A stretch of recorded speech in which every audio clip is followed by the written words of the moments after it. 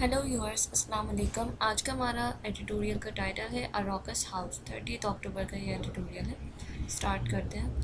अ rocks house का मतलब rocks means होता है सख्त, तो कोई सख्त घराना, इसका ये टाइटल है एडिटोरियल का। In a democracy parliament is responsible for the key functions of scrutiny, legislation and debate. Democratic environment के अंदर, एक डेमोक्रेटिक कंट्री के अंदर, डेमोक्रेसी में ऐसी हुकूमत जो कि नज़रियाती पहलू पर चल रही हो, जिस जमहूरियत हो, जहाँ पर जमहूरियत में ये होता है कि जो पार्लियामेंट होती है वो रिस्पॉन्सिबल होती है कि वो क्या फंक्शंस प्ले करे, वो स्क्रूटनी करे, लेजिस्लेशन करे और डिबेट करे। मतलब क्या है इसका कि जमहूरियत के अंदर पार्लियामेंट एक ऐसी बॉडी है जिसकी ज़िम्मेदारियाँ ये हैं कि वो स्क्रूटनी करे, स्क्रूटनी मतलब कि चेकिंग करे, और लेजिस्लेशन मतलब कि लॉ मेकिंग, लॉज बनाए, कानून बनाए, और डिबेट करे, बहस मुबाहिसे करे, जिसमें कोई कंक्लूजन निकलता हो। Yet, in the current environment, our National Assembly sessions have been dominated by name calling, unsavory speeches, and obnoxious behavior. अच्छा, अब लेकिन जो अभी हमारा मौजूदा माहौल है नेशनल असम्बली का, जो नेशनल असम्बली के सेशन चल रहे हैं, उसके अंदर क्या क्या चीज़ें बहुत ज़्यादा वाज़ेह हुई हुई हैं। नेम कॉलिंग, नेम कॉलिंग मतलब कि गलत सलत अल्फाज लोगों को बोलना, गलत नामों से मुखातिब करना, और उसके अलावा अनसेवरी स्पीचेस, अनसेवरी स्पीचेस बोलते हैं गैर महज़ब तकारीर को, किसी को, और ऑब्नोशियस मतलब होता है नागवार। तो ऐसी तकारीर करने का कि जो लोग को जो तहज़ीब से दूर हो, जो अच्छी ना हो, और या तो फिर जो ऐसा बिहेवियर इख्तियार करना जो अगले को नागवार गुजरे, या फिर ऐसा जो है मतलब नेम कॉलिंग करना, यानी कि गलत सलत नामों से पुकारना कि जो बुरा लगे। तो ये कल्चर चल गया नेशनल असम्बली का, अभी जो सेशंस उसके चल रहे हैं। In this week's episode of what can be dubbed the Chronicles of Chaos, the chair of the lower house surprised everyone by ordering the ejection of a protesting MNA. MNA मतलब होता है member of national assembly. उसके अलावा यहाँ पर एक term आ रही है लोअर हाउस। लोअर हाउस हाँ कहते हैं नेशनल असम्बली को। पार्लियामेंट जो होती है उसके अंदर दो तरह के हाउसेस होते हैं, एक अपर हाउस होता है, एक लोअर हाउस होता है। अपर हाउस कहते हैं सेनेट को, और लोअर हाउस कहते हैं नेशनल असम्बली को। तो नेशनल असम्बली के एक MNA थे, एक मेंबर थे, वो प्रोटेस्ट कर रहे थे। उनकी इजेक्शन जो हुई, इजेक्शन मतलब कि निकाल देना।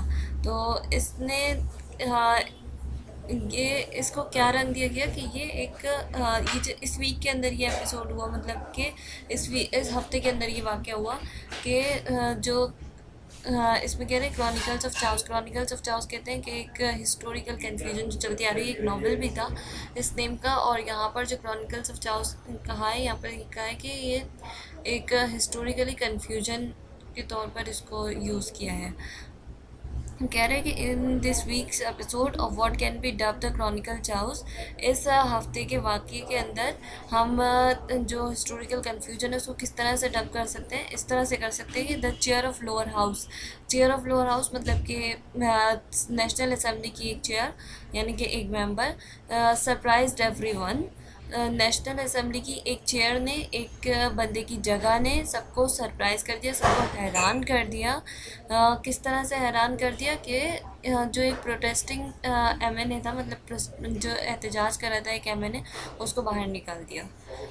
In a dramatic scene, the speaker instructed the sergeant at arms to escort a PPP lawmaker out of the house after he loudly protested that his question regarding the tax returns of the Prime Minister's advisors had been ignored. एक ड्रामाई अंदाज के अंदर जो speaker थे उन्होंने sergeant eight arms एक बंदा ऐसा होता है जो कि ऑर्डर मेंटेन करने के लिए, लॉ एंड ऑर्डर मेंटेन करने के लिए होता है, उसको एस्कॉर्ट किया, मतलब कि उसको कहा कि तुम, हाँ, पीपीपी का जो ये लॉ मेकर है इसको प्रोटेक्शन देना out of the house. Out of the house मतलब कि लोअर हाउस के बाहर, यानी असेंबली के बाहर तुम इसको प्रोटेक्शन देना। आफ्टर ही लाउडली प्रोटेस्टेड, किसके बाद था उन्होंने, जब उस प्रोटेस्टर ने, एमएनए प्रोटेस्टिंग एमएनए जो था उसने प्रोटेस्ट किया था बहुत ज़्यादा शोर शराबे के साथ अपने क्वेश्चन के ऊपर। उसका सवाल ये था कि उसका कहना ये था कि जो प्राइम मिनिस्टर के एडवाइज़र्स हैं उनका टैक्स रिटर्न्स को इग्नोर किया गया है।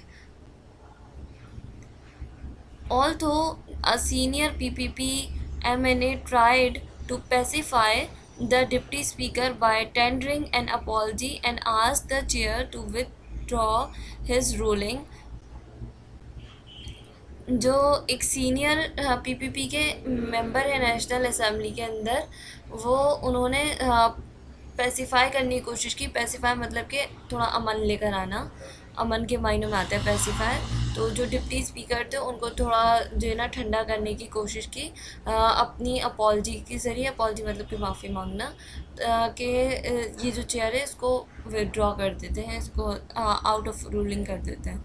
Mister Kasim Khan Suri insisted he would allow the lawmaker to sit in the house only if he exited the premises first and returned with his permission। Mister Kasim Suri जो है उन्होंने मतलब कि इंसिस्ट किया कि वो जो लॉ मेकर है उनको सिर्फ और सिर्फ उसी पे जो है बैठने की इजाज़त देंगे कि अगर वो इस प्रेमिसेस से पहले निकले होंगे और वापस आ जाएंगे उनकी परमिशन के साथ साथ। Similar senses of utter pandemonium have sadly become a defining feature of the proceeding of the National Assembly। अच्छा, अटर पेंडेमोनियम कहते हैं कि एक सख्त ऐसे हालात जो कि थोड़े कंफ्यूजिंग हो, जो मतलब अच्छे ना हो, क्लियर ना हो।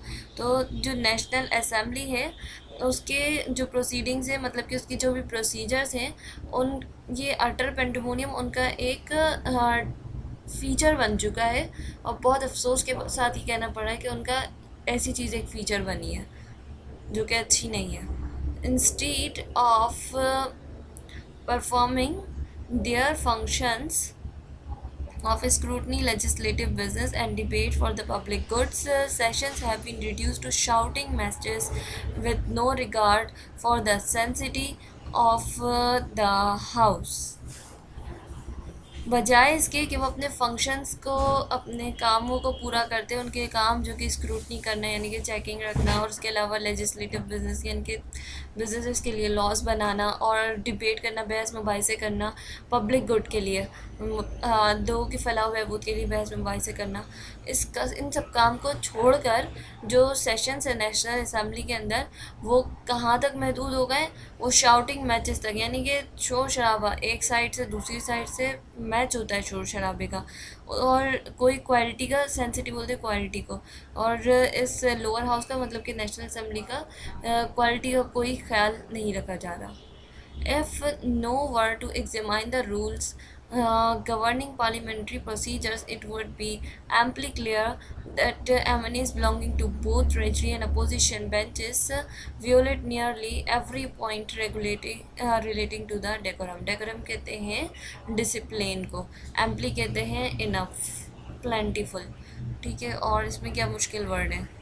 और कोई मुश्किल वर्ड नहीं है इसमें। अच्छा, तो ये क्या है कि अगर एग्जामाइन किया जाए यानी कि अगर जायज़ा लिया जाए the rules governing parliament procedure, अगर जायज़ा लिया जाए उन रूल्स का जो कि पार्लियामेंट के प्रोसीजर्स हैं, पार्लियामेंट के जो तरीक़ेकार हैं काम चलाने के, काम करने के, उनको अगर देखा जाए तो it would be amply clear. ये बहुत काफ़ी होगा क्लियर होने के लिए कि बहुत हद तक ये क्लियर हो जाएगा, ये समझ लीजिए कि मुकम्मल तौर पर ये क्लियर हो जाएगा कि जो एमएनएज हैं दोनों तरफ के, ट्रेजरी के भी और अपोजिशन के भी, ट्रेजरी मतलब गवर्नमेंट के भी और अपोजिशन के भी, उन वो हर प्रिंसिपल को जो कि डिसिप्लिन मेंटेन करने के लिए होता है उसको वियोलेट करते जा रहे हैं, मतलब उसको ख़त्म करते जा रहे हैं। But through the blame must be appropriate to both.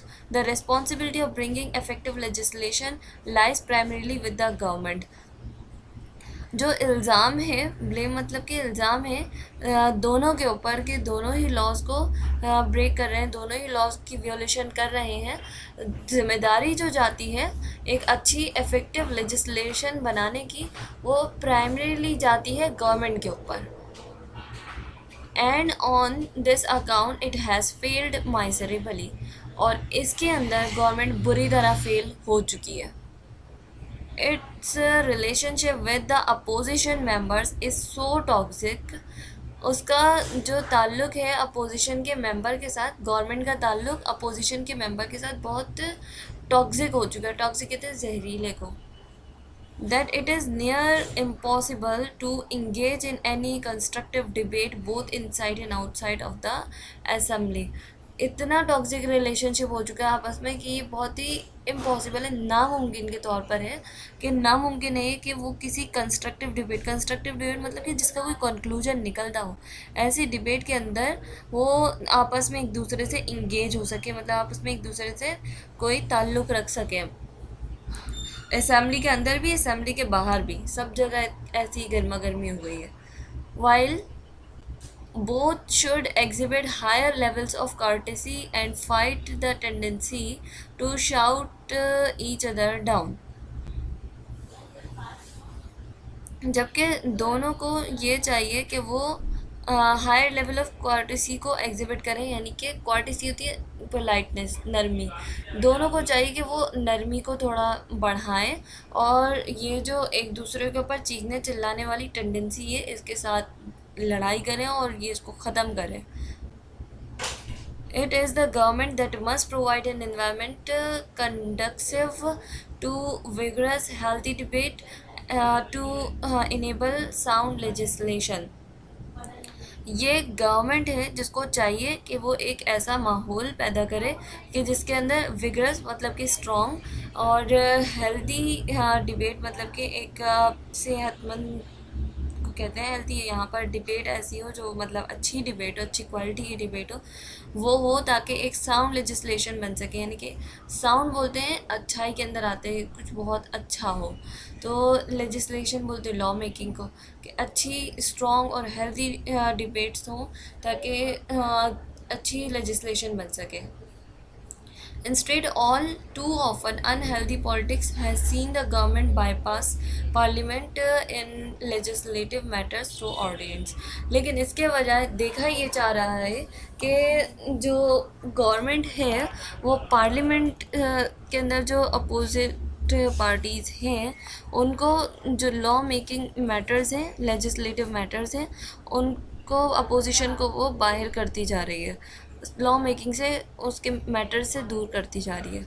A dangerous trend that undermines democratic values, ये एक बहुत ही ख़तरनाक ट्रेंड चल गया है जो कि जमहूरियत की कदरों को ख़त्म कर रहा है। As the arbitrary decrees seek to circumvent parliamentary opposition to government policy। और इस ख़तरनाक ट्रेंड का ये है कि आर्बिट्री मतलब कि जिसका कोई रास्ता ना हो, कहीं पर भी निकलता हो, डिक्रीज मतलब कि लॉज, ऐसे रूल्स जो कि लॉ के मतलब हैसियत रखते हो, तो वो एक ऐसा इन्वायरमेंट देख रहे हैं जहाँ पर जो अपोजिशन है वो गवर्नमेंट को बाईपास कर जाएगी, उसको एक तरफ कर देगी, मतलब दोनों में क्लैशेस आ जाएंगे बहुत ज़्यादा। The government should show maturity and rethink its approach on engagement, or it will continue to rely on questionable means of law making। Government को कुछ मेच्योरिटी शो करनी चाहिए और दोबारा से ये सोचना चाहिए कि अगर वो आपस में बेहतर ताल्लुका एंगेजमेंट मतलब कि आपस में एक दूसरे के साथ ताल्लुक़ बनाना, तो अगर उस अप्रोच को ये नहीं सोचे, इसको ये ऐसी अप्रोच सोचनी चाहिए। और अगर ये नहीं सोचती तो फिर इसको वही कंटिन्यू रखना पड़ेगा। क्वेश्चन होंगे इनके हर किस्म के कानून के ऊपर, जो भी कानून ये बनाएंगे हर किस्म के कानून के ऊपर इनका कोई ना कोई सवाल खड़ा हो जाएगा। This will dilute the democratic character of the constitution by taking the power of legislation away from the people. और ये सब क्या करेगा, ये जो जमहूरियत है उसकी कैरेक्टर को वीक कर देगा कॉन्स्टिट्यूशन के अंदर, क्योंकि जो लेजिस्लेशन है, जो पावर ऑफ लेजिस्लेशन है, वो छीन ली जाएगी लोगों से। यहाँ पर हमारा एडिटोरियल ख़त्म हो गया।